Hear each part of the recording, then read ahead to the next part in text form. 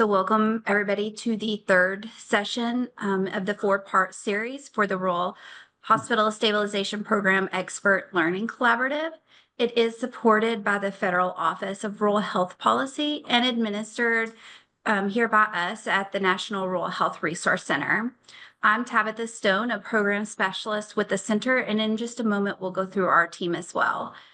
You were each selected to participate in this learning collaborative based on your application and your interview for the stabilization program. Our goal is to assist organizations in being better prepared for program participation in future cohorts. We are looking at the second cohort of the program, and you'll be receiving further communications about those in the very near future. This session is low cost, low effort marketing. All four sessions are designed to help hospital leaders find ways to grow those service lines and support hospital stability, which improves access to care. And the four webinars, they'll each last 2 hours. That first hour, you'll receive some educational materials. That second hour, we will do peer-to-peer learning. And so stay around for that facilitated discussion. Good information always comes out of those. In our past two, we've learned so much from each other on those. So, as I said, I'm Tabitha Stone. With me today, I have 4 other team members from the center, and we'll start with their introductions. Karin, would you like to go first? Sure. Hi, everybody. I'm Karin Lund. I'm the lead program specialist with the stabilization program, and I'm happy to join you from Minnesota today. Thanks, Tabitha. Mike? Hey crew, I'm Mike Rowland. I'm the equipment service line specialist with the National Rural Health Resource Center and the stabilization work. I have a background in HIT as well. Yeah, and it's great joining you all. I'll turn it over to Daisha. Sure. Hi again, guys. I'm Daisha, I'm program coordinator with the team. You probably got an email from me to for the invite. Maybe I messed it up, maybe I didn't. Hopefully I did. And I'm located in Erie, Pennsylvania. And I'll turn it back over to Tabitha. Thank you. Matt, do you want to introduce yourself as well?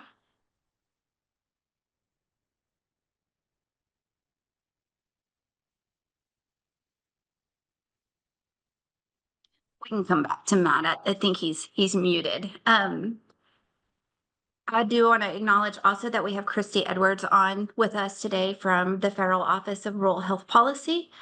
So next I'd like to also get introductions from our participants. If you could state your name, your title, what hospital you're with, and the city and state. So we'll go Bert and then Jennifer. Hello, my name is Bert Keltner. I am CEO with Benoit Community Hospital in St. Mary's, Idaho, and I can be on here for until 11:45 Pacific time. Thank you. I'm Jennifer Eaton. I'm with Nevada Regional Medical Center in Nevada, Missouri, and I do the community relations and marketing here at the hospital. Perfect. Brett? Yes, Brett Kirkham, CEO El Campo Memorial Hospital in El Campo, Texas, and then also CEO of a group called Midcoast Health Systems. So we help oversee 3 other rural hospitals, and we kind of do the management structure based out of El Campo. Thank you. And Matt did let us know he's having mic problems. So before I turn it over to McDaniels to introduce themselves and start the presentation, I would like to remind everybody of the action plan document that Daisha, do you have that up so that you can share it with them? In this 4-part series, we want to provide practical strategies that you can consider implementing immediately. These are hopefully some low-hanging fruits that will be easy as a relative term, but easy wins for our participants. So you'll hear lots of ideas, and we'll be able to peer share in those in these sessions. So we'll also drop this document into the chat for you for anybody who didn't get to download it last time. And I'd like you to use this document for two things. The top of it, the top half is space for you to keep track of those takeaways from each event that you would like to consider implementing. The bottom half of it is for us to help you with later to action plan some of those into little bite-sized pieces that you can implement. On today's webinar about marketing, as you hear those strategies, just keep track of them under session 3. And as a reminder, you're not committing to these or anything like that. These are just little, as Nicole calls them, little nuggets that you can take away from. And at the very end, we'll help you prioritize those. Our next learning collaborative will be July 24th. It will be on revenue cycle management and cost balancing strategies. That session will be our last session of this learning collaborative. And at the end of that session is when we will help prioritize those action items for you to focus on in the near future. So now I'll introduce our speakers. McDaniel's Healthcare Marketing is a full-service agency dedicated to helping rural hospitals and clinics get their marketing to a healthier place. They were founded in 1966 and have been serving healthcare for more than 35 years. They are a trusted marketing partner. As one of the first agencies to implement digital services for healthcare facilities throughout the Midwest, McDaniel's provides experienced guidance on how to utilize cost-effective digital marketing tactics and how to achieve low-cost, high-impact results. So, Jacob, I'll turn it over to you to do your team's introductions and start the presentation. All right, great. Thank you, Tabitha. All right, I will go ahead and share my screen here. I am Jacob Brisbane. I'm Client Growth Strategist here at McDaniel's Marketing, and I'm joined here with my colleagues, Zach Singleton, Jalen Craigleone, and then also Caitlin Ostalaza here behind me. And we'll go ahead and get started here with our presentation. Thank you for that introduction. Let me go ahead and get our screen shared.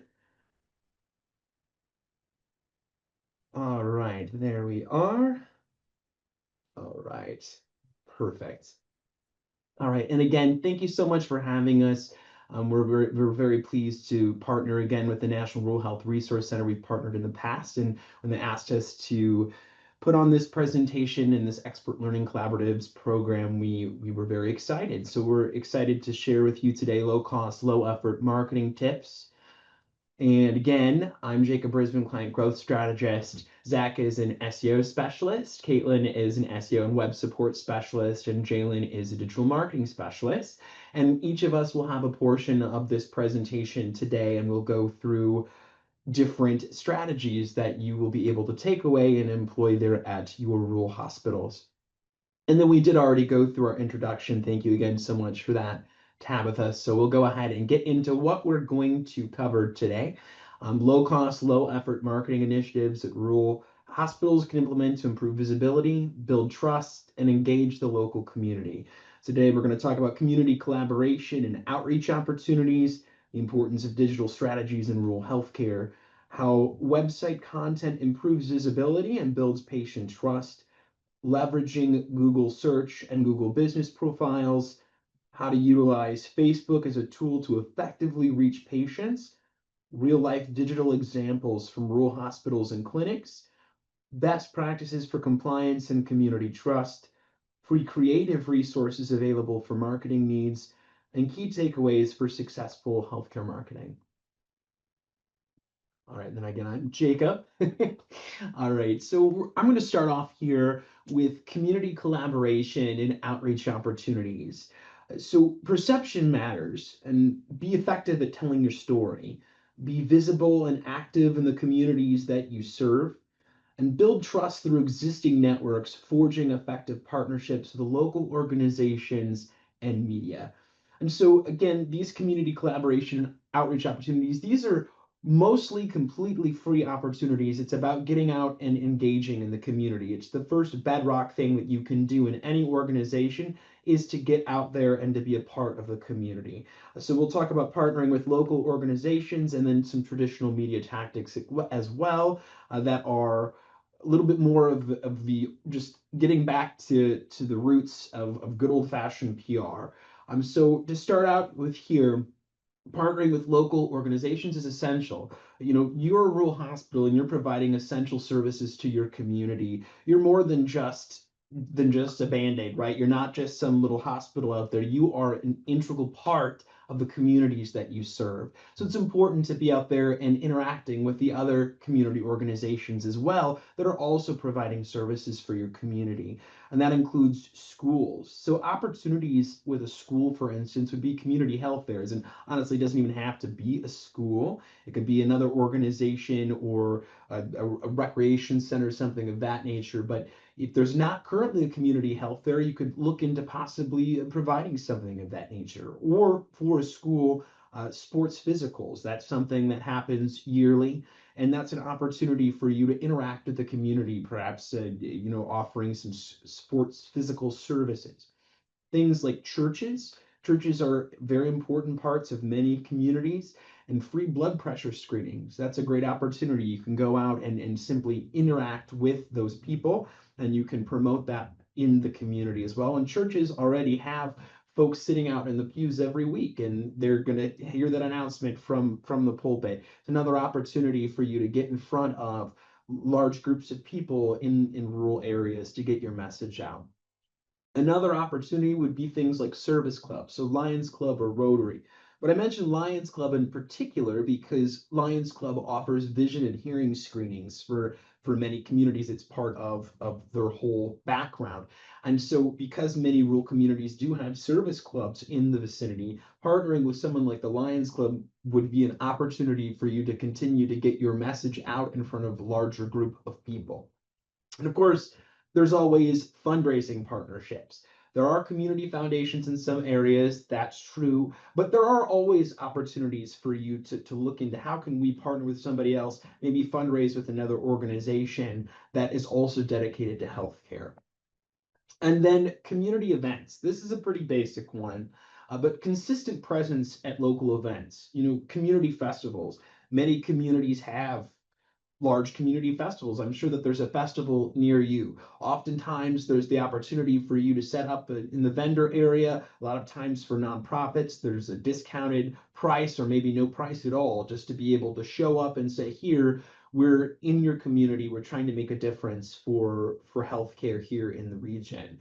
But other ideas that are simple, offer bottled water at an outdoor sporting event. It could be free or at a very low cost. That is something that you can get your message. Hey, you need to hydrate in the summertime. Hey, this is some of the other awesome services that we provide. And then something as simple as the old-fashioned community bulletin board.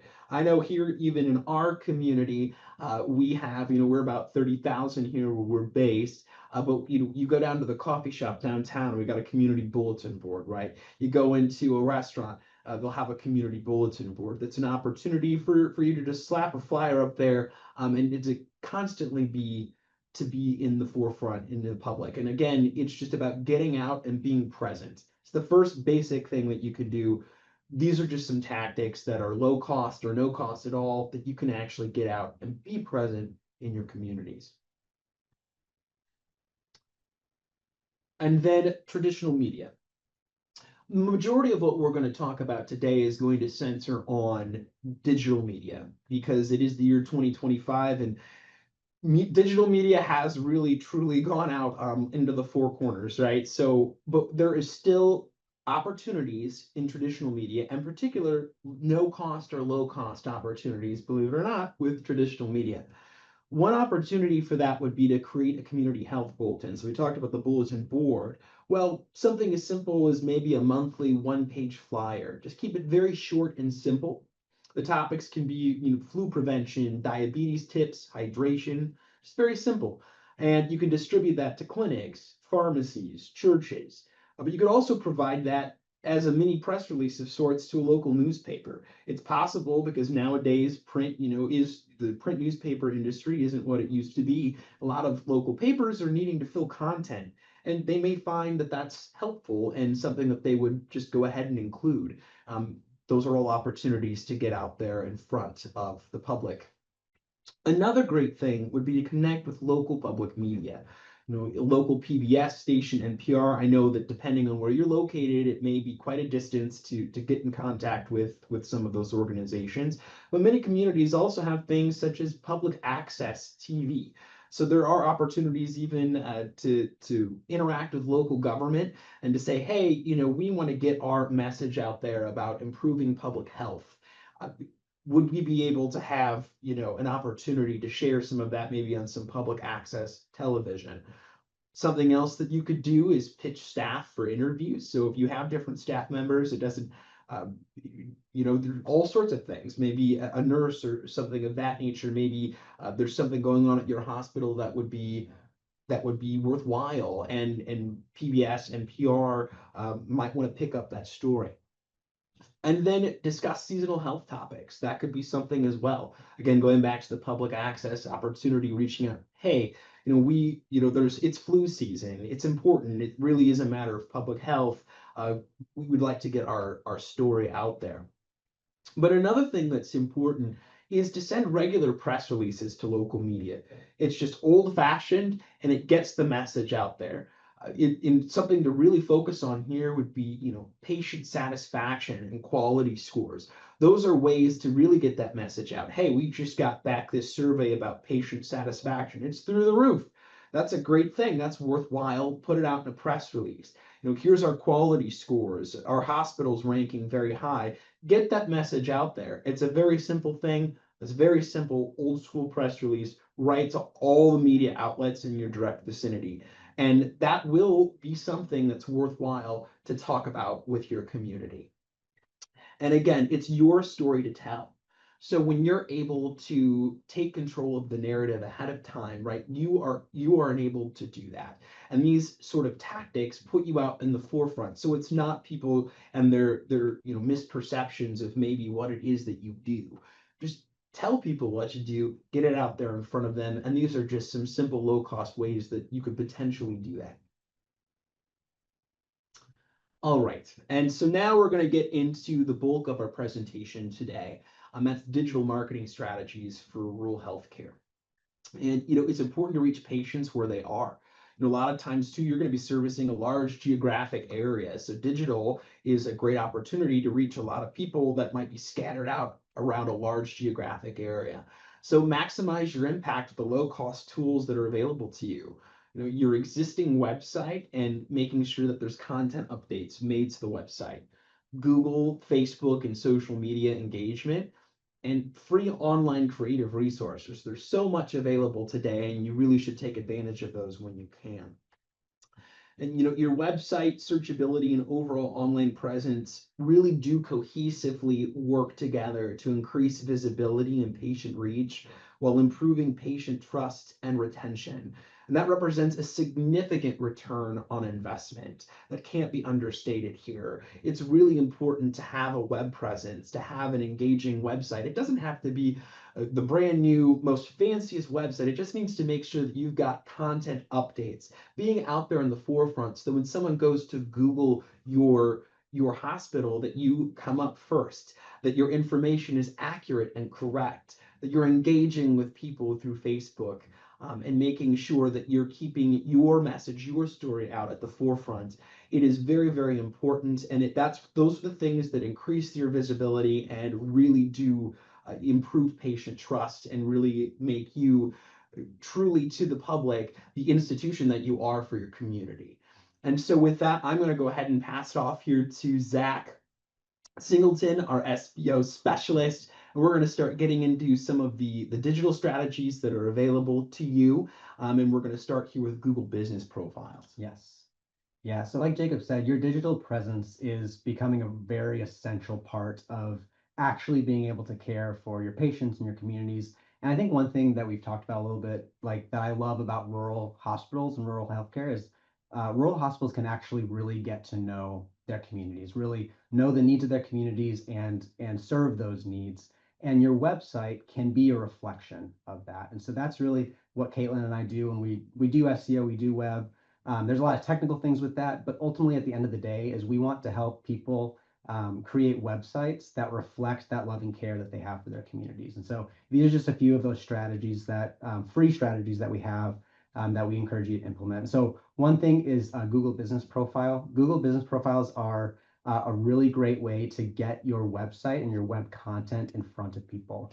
So you've probably seen this sometimes when you like search, even if you're searching a restaurant or a business, typically you'll have the search results on Google, and I'll show you an example of this here in a second.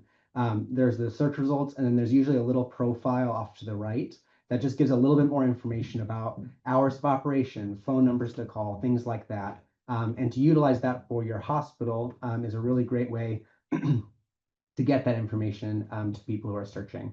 I always encourage people to use all the features possible. So you'll see here off to the right, when you do create a profile, there's a lot of ways to optimize it. So you can edit your profile, you can add photos, you can add updates. A lot of people even use their Google Business Profile as almost a social media. So if they have a new press release or a blog posting or something like that, they can upload that there, and it's just an easier way for people to engage with that. But at the end of the day, the main thing with the Google Business Profile is if you're on Google Business Profile, you'll have a map listing. So you'll show up on Google Maps and make it easier for people to find you. And then as long as you keep your hours of operation up to date, have a few pictures of your actual building, can go a long way making people feel comfortable and willing to go to your hospital. And then it's also a great way to ask for reviews and ask for your community engagement. So if somebody does come, they have an appointment, encourage people to leave a review. And then when you see reviews on your Google Business Profile, it's important to respond to them. So both positive or negative reviews, if you're responding to that, it's showing Google and it's showing other people who are searching that you're willing to engage with your audience, you're willing to engage with your patients. And so I just wanted to give you a couple of examples. Is it gonna? Oh, actually, it's probably, let's see here. Oh. Well, there we go. Okay. There we go. Sorry about that. Okay, so this is an example of what I'm talking about. So this is one of our clients, Carlinville Area Hospital, and this is what their Google Business Profile looks like. And so it's a really easy thing to create. If you just use your Gmail or email login on Google, you can create a business profile that way. And so this is us logged in as them. So like I showed you, these are all the things that you can update and add. But then they have a really good picture of the front of their building here. Like I said, they show up on Google Maps, so they're easy to map to. They have their Google reviews listed here. You can add, like, one of the cool things about Google Business Profile is you can add specialties. So if you have an emergency room or if you have specific doctors that you're offering, you can list them here. There's a link to their website. They have their address here. They even list their CEO and all that. So it's just a way to personalize the experience of people searching. So this is another one of our clients. This is one where I'm not logged in right now as them. And so if somebody were to type in Warner Hospital, this is what it would look like. So their website would show up first in like just the normal search results. And then off to the right here is their business profile. So again, they have a really great picture of some of their staff here. They're listing on the map, the outside of their building, the reviews and things like that. So again, just an easy way to being able to better engage with your audience and things like that. I think if you just minimize the window. There we go. Okay. Perfect. The other free strategy that we have for you that I highly encourage is a blog. And so a blog I know can be kind of a scary term, and blogging is kind of a funny phrase. But really all blogging is you're regularly updating your website with new content. So blog is short for weblog, and it's logged information on a web page. Adding updated content to a blog is known as blogging. And examples of blog content can include if you have events or fundraisers coming up, You can have those posted on your blog. If you do have a press release, you can use those as blogs, or if you ever have a video of an interview with a doctor, things like that, you can post those. Really, all a blog is adding new content to your website. That's not redoing a landing page or redoing your homepage. It's simply posting new content every once in a while. Again, mostly to engage with your audience and answer the kinds of questions that they have when they're looking for healthcare. So the importance of blogging: having a blog allows you to care for your patients even before they walk through your doors. It's another way to connect with your communities. And according to a recent study, people are actually more likely to take preventative health action after reading a medical blog, with the most helpful blogs being personal, narrative, or fact-driven. So if you think about it, when people, their kid is running around and they hit their head on a table or something like that, they're going to go to Google first and say, what are the signs of a concussion? And if you have good information on your website that's answering that question, those people are going to be more likely to go to your hospital to get the care that they need, or the emergency room. So adding blog content is an essential way to keep your website relevant, ensuring patients find your website easily and receive the information that they need. And the best part is it is free. So you guys are already, engaging with your community. You're already, you already have things going, and the blog is just a way to put that in front of people and engage with your audience. Just a couple of things to keep in mind with blogging, and these are things you're probably familiar with in the healthcare sphere, but being HIPAA compliant is really important with a blog. So really just keeping PHI in mind, making sure personal health information is not being shared on your blog. And this is mostly important for more like experiential posts. So if you ever have like a patient story that you're sharing on your blog, make sure you're getting patient consent in order to do that. So kind of some common sense things, but HIPAA compliance is really important. And then the other thing is ADA compliance. So just as we make sure to make our physical spaces accessible to people in wheelchairs and things like that, we want to make sure our digital presence is accessible as well. And so the biggest thing you can do with that is simply making sure your blogs and your content is structured on your website in a way that's easy to read and easy to understand. So that means, big headers with smaller text for paragraphs, making sure that if you have a link to another page, making sure that the actual link is descriptive enough so that when people click on it, they know where they're going to go. And so, yeah, just keep those things in mind in order to better serve your communities. And so I'm going to pass it off to Caitlin, who has a few more SEO strategies for you. Thank you very much.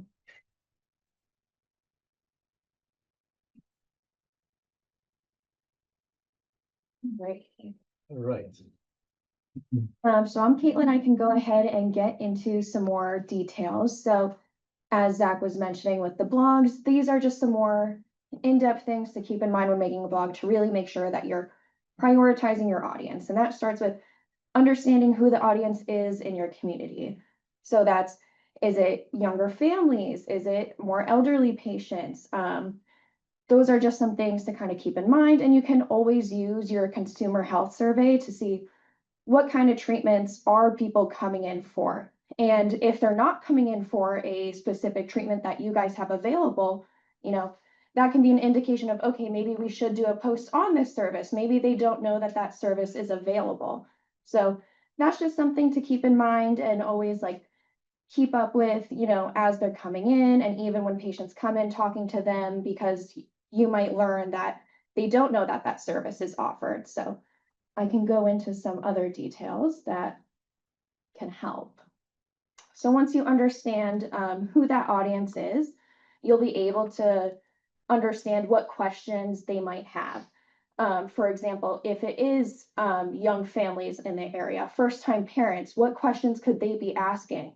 And that's a really good topic to use because you can also tie it into potentially pediatric care, as their kids grow older. So those are just some things to keep in mind. And I did attach some free resources to use. Answer the Public is a source that you can use. And so you can type in a topic, for example, you can type in pediatric care, and then it will come back with results of who, what, when, where, why of the search results. So you can see what those people are asking in regards to pediatric care.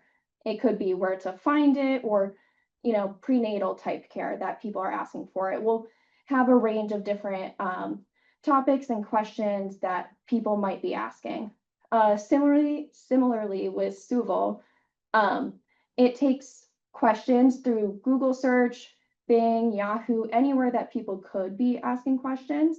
And then it comes up with about the first 10 results that come up. And then you'll be able to gauge what those questions are. So when you're creating content either for a blog or even on your website, you can do an FAQ section of, okay, people are asking these questions. Let's help them understand the answer to this, as healthcare professionals. So that's something to keep in mind going forward. And those are free tools that you're able to use. Okay. Moving on with the website structure, Zach touched on this a little bit, and we have an example of a blog here to the right. But the readability is really important, especially when you have determined your audience, making sure that the text that you're writing for is simple enough for the audience that you're writing to understand. If you're writing to other healthcare professionals, you might use more advanced language. And so you want to make sure that your audience is able to fully comprehend the content that you're writing about. And then also having breaks in the text when it comes to the headings to give people's eyes a break and they stay more engaged on your site. With that, there's also internal links. So you'd want to be able to establish yourself as an expert in the field. So by having internal links and linking to other sources on your own site can show you have all the information that these people may need. And so being able to link to other sources kind of builds some of that expertise, and patients understand that, okay, they are able to provide similar care that other hospitals do. And so it could be even better care. And so understanding that you are just as much of an expert as some larger facilities is something that's really important. And you can also have links to share the blog or post that you made, or you could have links for people to go and book a service right there if they're looking up stuff on, this one is, for example, staying safe in the summer. If you need to call someone at the hospital and know, do I need to bring my child in? Is this really, dangerous? Should I bring them in? Having that link so that they're able to call right there. As far as external links, that's just establishing a lot of trust in your facility of you understand that there are going to have to be multiple sources. And so when you are citing your sources for some information that you may be sharing with the public, you want to make sure that those links are opening in a separate tab. That way the public is still able to return back to your site and continue reading your content after they're understanding, okay, this source is legitimate. Okay. Another thing, AI has been a huge topic recently. And so one of the things I wanted to show is the AI overview. I have that highlighted in that image over there. So when people are searching for some topics, it may come up in the AI overview. And so that may link you as a source in the AI overview. Sometimes you might not be getting as many clicks and people going directly to your site if they're just looking for an answer for a simple question. But coming up in those places is becoming more and more relevant. And AI is also a tool. And so it is a free tool that you're able to use and can help a lot. The thing is just be a little cautious using it. As experts in the field, you want to make sure what I call is a human in the loop, which is making sure that if you are using AI, make sure that there is a human there, being able to review the content and that it is factual and checking to make sure that it is correct. And if something's wrong, being able to correct it and refine those topics. And it's really important to do that because when you're creating content, whether it's for your site or for a blog, you want to make sure that you are directing the content to your audience and having that personable feel with your content. Okay, so here are some of the free tools that you would be able to use. Canva is for graphic design. You can do really nice flyers with it. If you're looking for more images, if you're doing social media posts, Unsplash uses a lot of stock photos. And Vecteezy is similar with Canva, where you're able to download some of those designs and use them. And there's always ChatGPT to help you create some of that content. do you want me to? Yeah, sure. We Go can in- go ahead and yeah. do that here. And let's see if we can get the screen to cooperate this time. We might have to stop sharing for a moment. Oh, there we go. Okay. All right. So yeah, we'll start with Canva. And like Caitlin was saying here, this is a really great tool that you're able to use for a lot of different graphic design abilities when you don't have a whole graphic design team available to you to come up with something. So an example here, if you search for a hospital social media graphic, this was something that came up here, and you're able to actually edit this. It's taking a moment to load. There we go. But there are really neat editing tools that you're able to utilize and add some customizations. This is just one example, but you would search on there for what you were looking for. And if it was, hey, I need a social media graphic thanking our nurses, that's what you would type in the search box. And believe it or not, there's stuff out there that's free that you can download, customize with your logo, and then post to your social media channels. So that's an example there of that. And then, as far as images that you might use, an example of that here is Unsplash. You're able to search for free photography. Sometimes too, some of these websites, they used to be completely and totally free. As with anything, that doesn't last forever. And it tends that sometimes if you want something that's extra quality, you might have to pay a little bit of money. But the money that you would pay would be very small. But the good news is that there's still just loads and loads of free material that you can search for. So I mean, even if we just type in, hospital. Oh gosh, yeah, maybe if you not automatic spell check. Okay. But yeah, I mean, if you just search for hospital, I mean, you can see that there are graphics that are going to come up here. Here's a patient room, here's some doctors walking, those sort of things. So these are tools that are available to you for that. And then also for VectEasy, this is great. They have other stock photos as well, but also vector images, which that's sort of a design lingo term, but essentially what that means is a really dynamic graphic image that you're able to use for things like screen printing, like on a t-shirt. So if you needed a design for a t-shirt, you might be able to find a medical related vector simply by searching here. But you can change in the search column, hey, I'm looking for a photo. Hey, I'm looking even for a motion graphic. Hey, I'm looking for something particular for an editorial piece. I'm doing a little piece about, something healthcare related.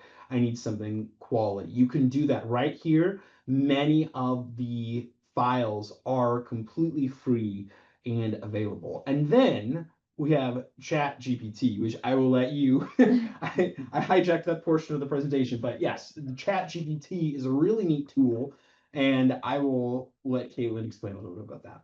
Yeah, so let me also get a mouse here just in case I need it. But this is a really good tool to have. So I think for an example that we could do,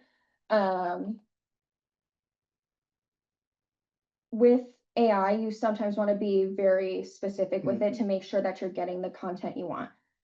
So I'm going to type in specifically 5 because I want them to create 5 blog topics on, let's see, we'll do, let's do it on sports physical since that was brought up earlier and see what it comes up with. And then you can always get more and more specific with it as it comes up. So here are some examples that it came up with. So there's the importance of sports physicals, why athletes should get one. And these questions that are being asked at the end, that's another good thing too to address, even if that's not the ultimate title that you pick, but you might end up putting that into your blog or content somewhere. So there's just some examples for you. And then you can even ask it to then, if we're going to connect it to a social media post, then we can say, okay, write a caption for a social media post on getting sports physicals. Okay, and then even There if you go. you see emoji before you. So yeah, it is a really good tool to be able to use and getting as specific with it as you can. And you can do this for multiple topics, so it's a really good tool to use. Yeah, absolutely. And I mean, again, you can get very, very specific with what you ask ChatGPT. You can say, hey, this is very, very specific. You know, I need a flyer written up on why we're a rural hospital. We need a flyer for a rural community explaining why it's important to hydrate in the summertime, right? And it will literally give you content for a flyer based on those specifics. But again, it's important to make sure that you're remaining HIPAA compliant, that you're not putting in personal information for patients or anything of that nature into this sort of into this tool. But it can be used especially for hospitals that have low amount of staff. You know, not everyone has time to sit there and type out all this or brainstorm about what am I going to write about for this. This helps to really as a great free tool and resource to step in and kind of fill the gap there a little bit. Awesome. Thank you so much for explaining that. All right. So while they switch presenters here, does anybody have any questions about any of the content so far or need clarification for anything? Any of the pieces? I was just gonna ask on the Google reviews, any tactics to try to get more and get better? I mean, in this kind of negative society, seems like everyone wants to just put the negative in. How do you try to encourage those positive reviews? Yes. So I think the biggest thing that's going to move the needle is that face-to-face ask. So if you have when people are checking out after an appointment or they're getting discharged or things like that. I know at our local hospital, a lot of times the nurse will ask, hey, can you leave us a Google review or can you, especially if it was a good experience. And so I think that goes a long way. I also think that when people see hospitals responding to reviews on Google Business Profile, they're going to be more likely to review you because they know they might get a response back. And so the scary thing with that is, that those could be sometimes negative, but even if people see you responding to negative reviews, I do think that kind of opens the door for people to feel more comfortable to give their thoughts. And so, yeah, the scary thing is you're always opening yourself up to those negative thoughts sometimes. And I think in healthcare spaces, the Google Business Profile, typically those scores are a little bit lower because there's just such a wide variety of experiences and expectations and things like that. But I think if you that face-to-face ask is huge. And then if you're responding to reviews, that's also huge. Perfect. Thank you. And of course.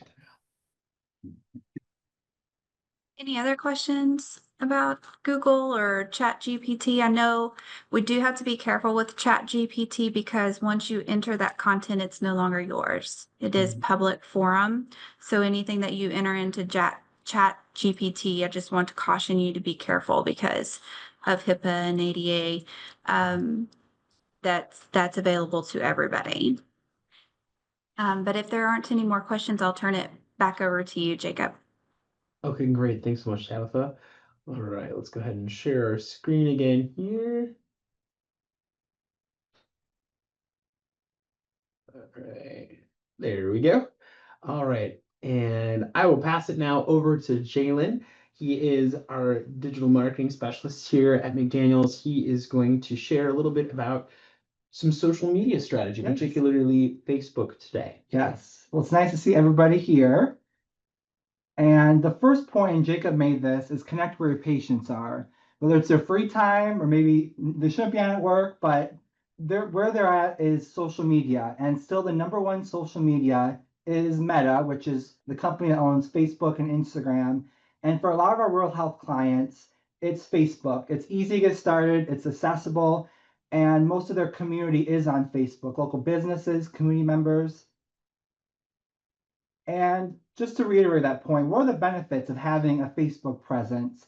The first and the biggest one that came to mind when making this presentation was it allows you to show heart.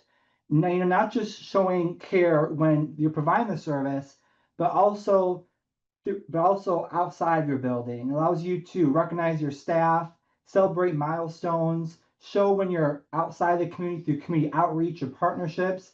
It allows you to stay visible beyond just, like I said, your building space. And another benefit is it allows you to reach people fast.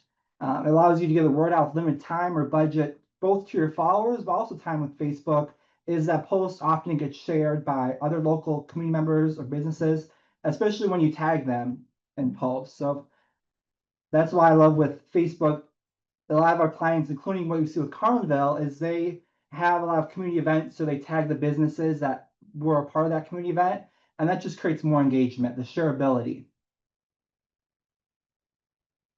And a couple more reasons. This is more on the what Caitlin and Zach were talking about. Facebook is also a tool where you can point your website, where you can include those links that then go to your website. So things like blogging, where if you have a new blog, you can link that. Or if you have a new service and you made a new website page for that service, you can put that on Facebook, and then that drives the viewers of Facebook over to your website. And for Facebook, we're going to talk about 3 ways and variety of cost ranges.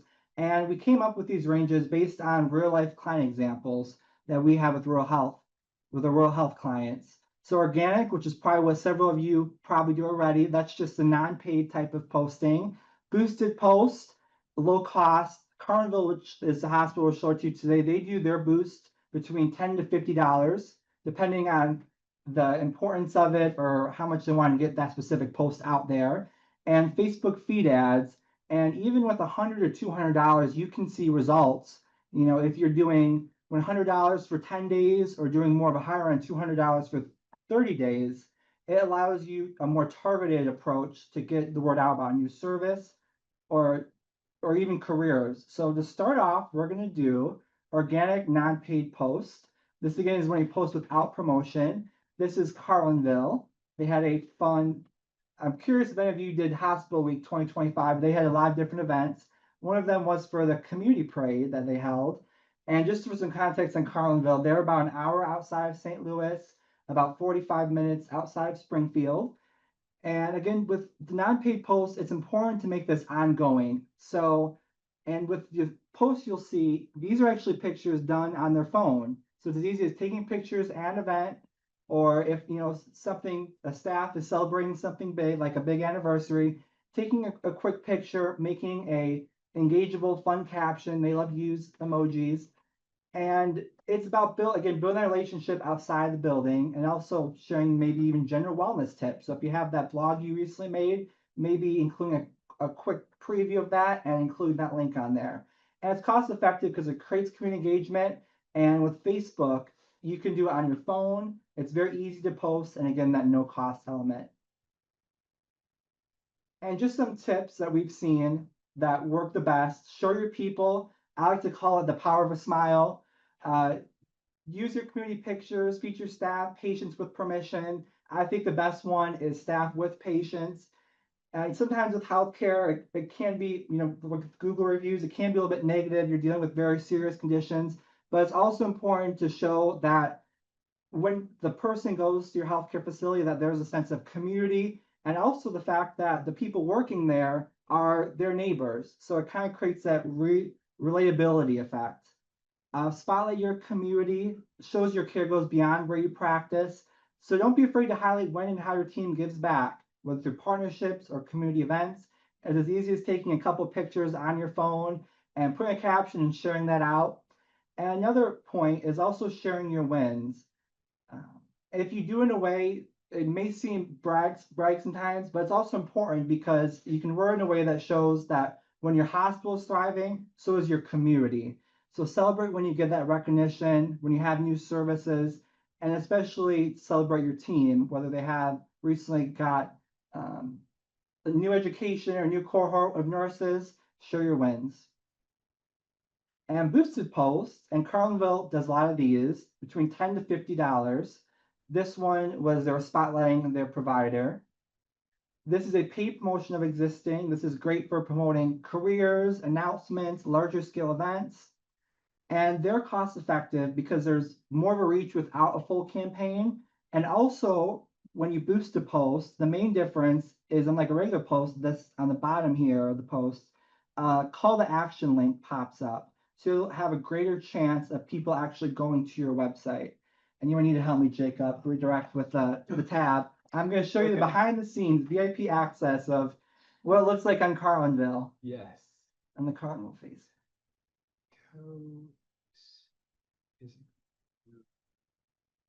Right here with our, where did it go? Was it here? Maybe. Or this one, here we go. All right, great. Awesome. All right. While you're And pulling that up, I had a quick question on that Facebook so you mentioned that pictures with patients tend to draw a lot of attention. Do you have to have permission from the patient? Like, should we have Oh, yeah. signed authorization before they post something along those lines? Yes, absolutely. And I had in the slide, so I'm glad you mentioned that because that was one thing that I meant to point out. And then I totally skimmed over on the side. Yes. And what Carlinville does is they usually, like a community event, when they take the pictures, they ask the person there. But for more of like the featured stories where they, are spotlighting a patient story or a success story, they definitely do ask that in advance. But so you have a lot of it's in-person ask. I know speaking with Carlinville, they mainly, when at a community event, they go up to that before they take the picture, like, hey, we really like for instance, the parade picture, they really like your sign or something. They always ask beforehand. So yes, that's definitely very important.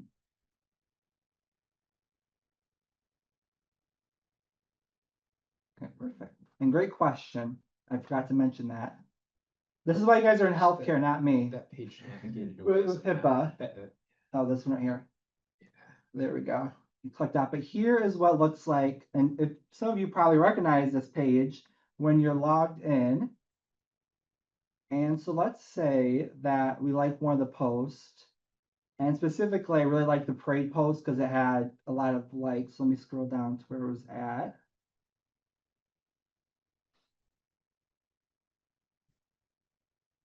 I think I found it. There it is. So great engagement, post your actions, count, share. So I want to post or boost this post. So you click this blue boost post link, and then it opens up in this pop-up window.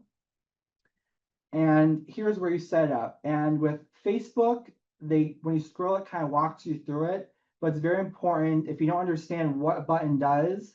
Sometimes Facebook changes a lot of their features and their add-ons.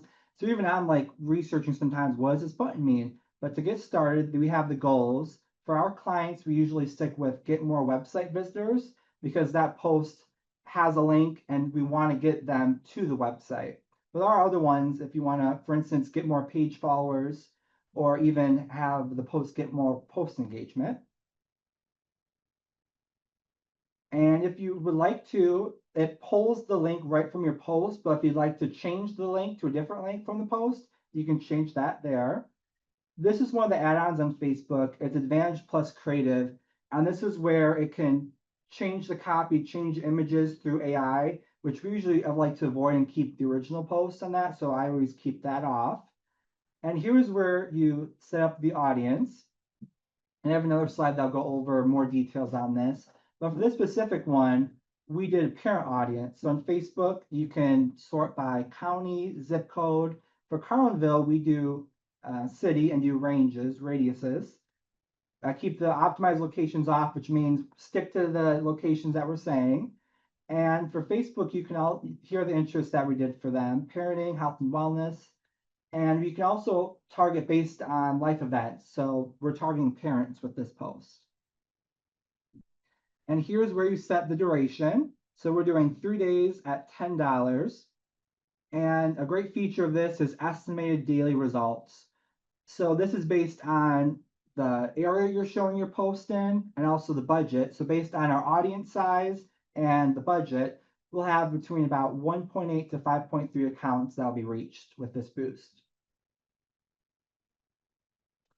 And then to see the results, and then just down here is where the card information is at. So you don't have to save card, you put a card in there, and then you click publish. And then you actually see the results. You go to Meta Business Suite, which a quick way is on the left when you're logged in to click Meta Business Suite. And here's how it looks when you sign in. And then you click to content. And this is also where you see your non-paid posts. So if you're ever curious on what posts are performing the best or have the best engagement, here's where you go. They shows the comments, the shares, the likes, and you can tell if it's a boost or not if it has that rocket ship lit up, which let's see. Here we go, where it says ad completed. And so a little bit more, and then what matters most, I believe, when you boost is link clicks. So with this one was $30. With the $30, it drew 45 link clicks over 3 days to the website. So that is a boost post. I do have one more slide about boosting posts, just to show you more in detail about audience targeting.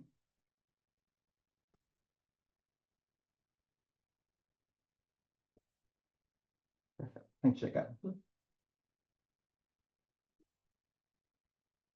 Well, then here are the elements and kind of what I spoke about before.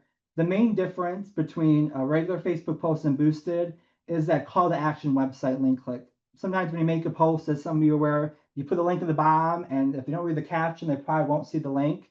So that's a great feature of boosting a post. And here's more detail about audience targeting.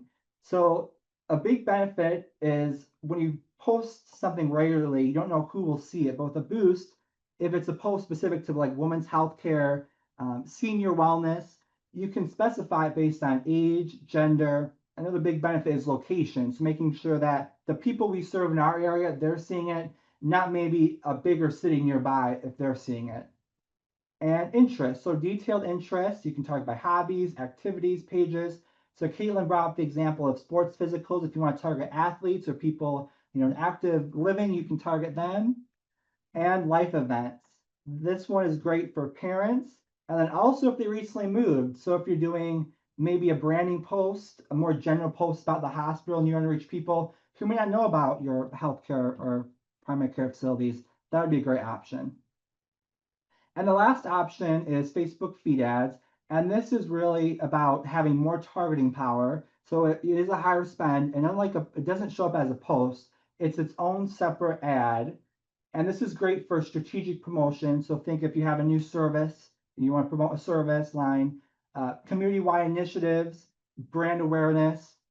Not only do you get more targeting power in terms of spending more money on it, you also get more creative power. With a paid ad, you can do up to 5 headlines, which is where on the bottom of this ad where it says connect expert care, that's where you put the headline. You can do up to 5 more descriptions. And what Facebook does with those variations is they choose the best one. They do the variety, they show the variety, and they do the best one based on that user. So you have a greater chance of also getting link clicks because you have more of a variety of creative. And also with now with the copy, you can have more images with a paid ad option. And here's some resources, and I encourage you guys to take a screenshot of this. These are actually all I use frequently because Facebook often changes things. So Meta Blueprint is their free online courses. Meta Creative Hub, you can actually preview the ads, even posts. So you put your image, you put your copy of what you want to write in there, and it gives you a preview throughout, on desktop, mobile. And as Caitlin was saying, Canva. Canva has great social media templates, or if you want to remove some background, and even what I use it often for is resizing images to make them, for instance, mobile friendly. And then, all right, I skipped ahead. There we go. No, you're. So yes, thank you very, very much, Yes. Jalen, for that and for showing us a little bit of the back end. It can be a little bit confusing sometimes with those things. They're always changing things, but it's thank you for showing some of those tips and certainly some of those free resources. Again, definitely do recommend that to become familiarized because Facebook can be such a tremendous tool to reach folks and patients in your area. But with that, that was our presentation today. I know that we're right on time here to go into our next session here of the program today.